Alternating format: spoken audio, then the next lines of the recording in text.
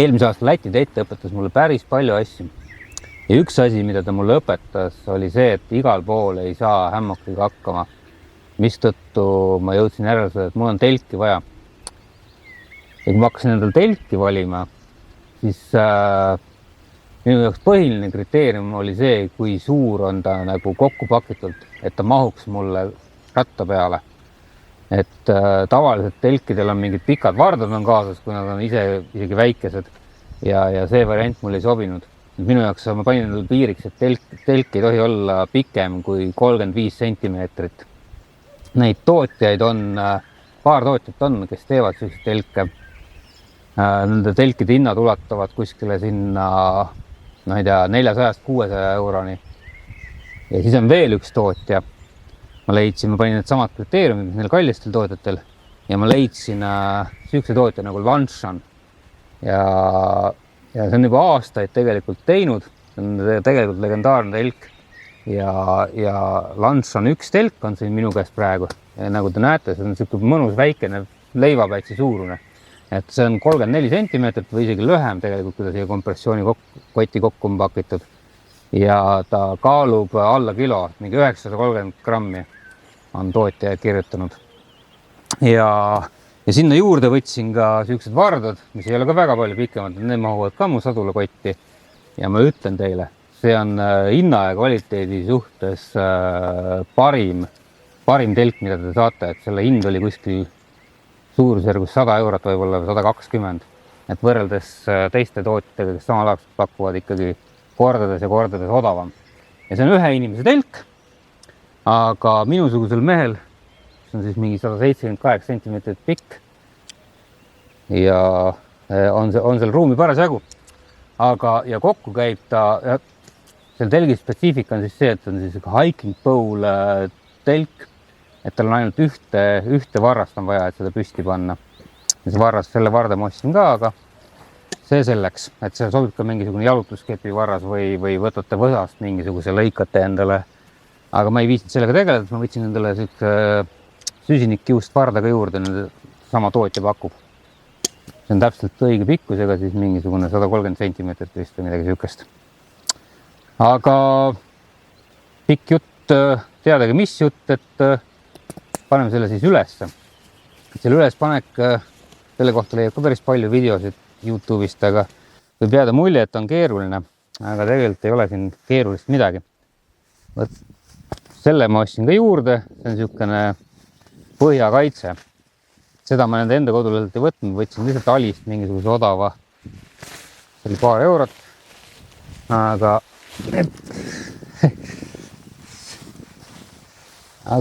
see natukene kaitseb selle põhja.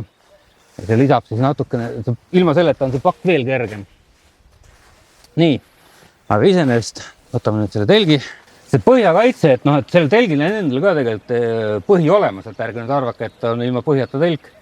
Aga et natukene sellist lisakindlust anda enda meelerahu huvides, ma võtsin selle juurde, aga tegelikult ei ole vaja.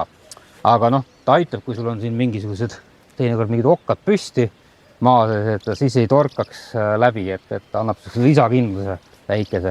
Aga teil ei ole vaja seda tegelikult. Aga kui tahate, siis võib. Mis siin kotis veel on? Ega siin ei olegi muud, kui on telk. Ja kuskil on siin ka vardad. Jah, vardad. Nendeni meil jõuame. Aga kõigepealt selle telgi püsti paneks siis. Et see ei olegi midagi keerulist. Hopsti. Nii, laotate seda maha ja siis on põhimõtteliselt neljast nurgast kinni tõmmata. Et alguses võtab võib-olla aega, aga ma olen seda ma praegu ütlen ausalt, ma panen seda 4. korda praegu ülesse. Ja ega siin midagi väga keerulist ei ole. Et tõmbad teda 4 nurgast kinni. Vardad on ka sellised päris mõnusad pisikesed vardad. Ma tegin endale ka kui ma selle panin, siukse korgi, mida ma siit praegu ei leia, leidsin, millega, ehk siis võtsin pudelikorgi lihtsalt ja sellega saab selle siia, ütleme, kui on siuke jäigem maapind. Samamoodi kinnitusloogika, et vastasnurgad, vastasdiagonaalid kõigepealt ja nii pidi.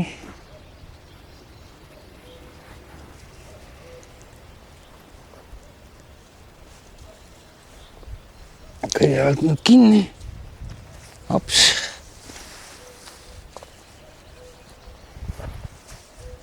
Seepoole.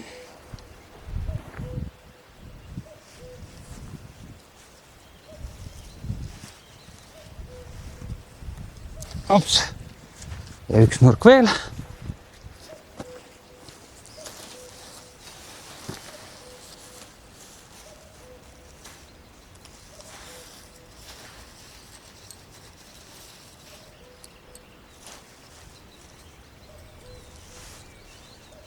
Nii, 4 detaili on kinni. Ja telk tõesti, et kui ma olen siukse koha peal, siis ega siin ei ole väga hämmoki valikut, kuhu panna.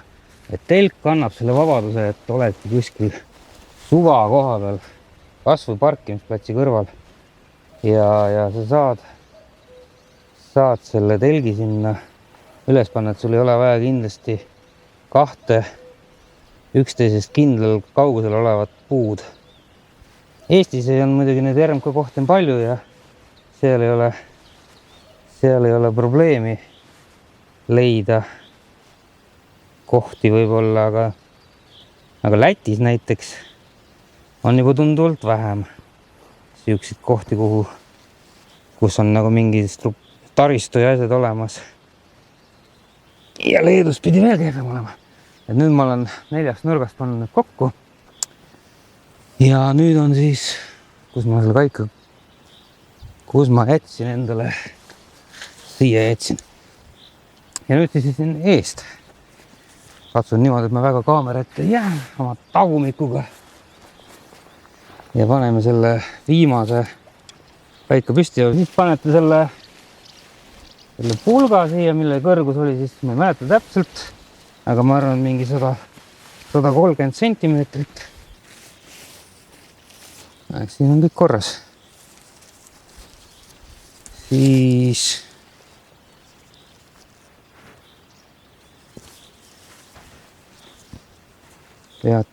panete siit viimase pulga.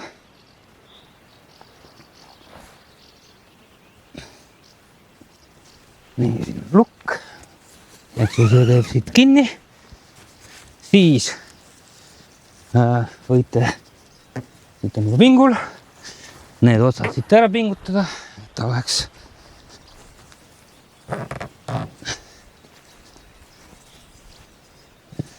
ja põhimõtteliselt siit ees siis saate viimasel versioonil 2026. aasta versioonil on siis see huuk, konks on siit tehtud metallist, varasemalt oli plastikust ja paljudel murdus see ära. Et siis nüüd on seda täiustatud. Ja mis on veel täiustatud? Ma selle praegu siit kinni. Võib-olla oleks võinud seda enne teha. On täiustatud seda, et kui varasemalt avanes see... Okei, ma teen teise poolega lahti, et seda näha oleks.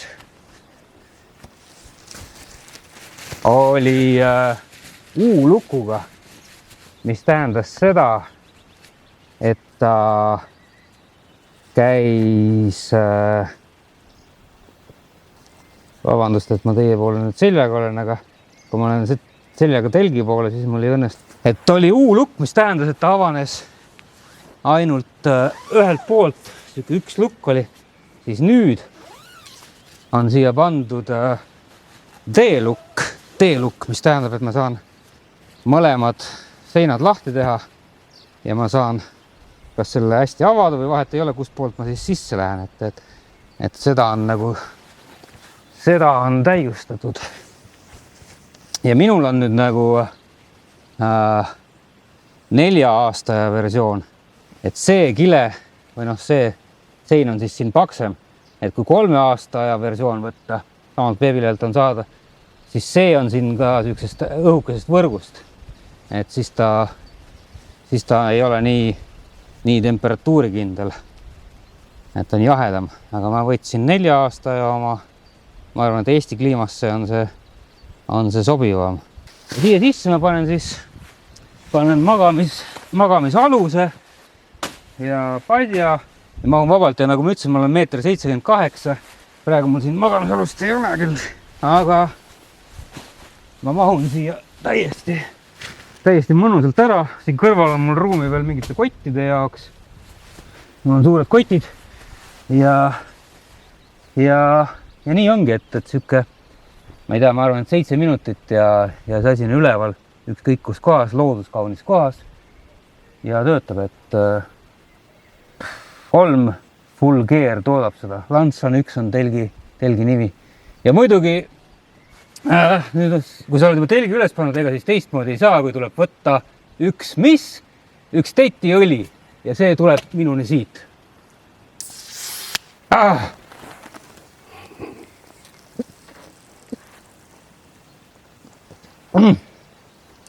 Nende terviseks, kes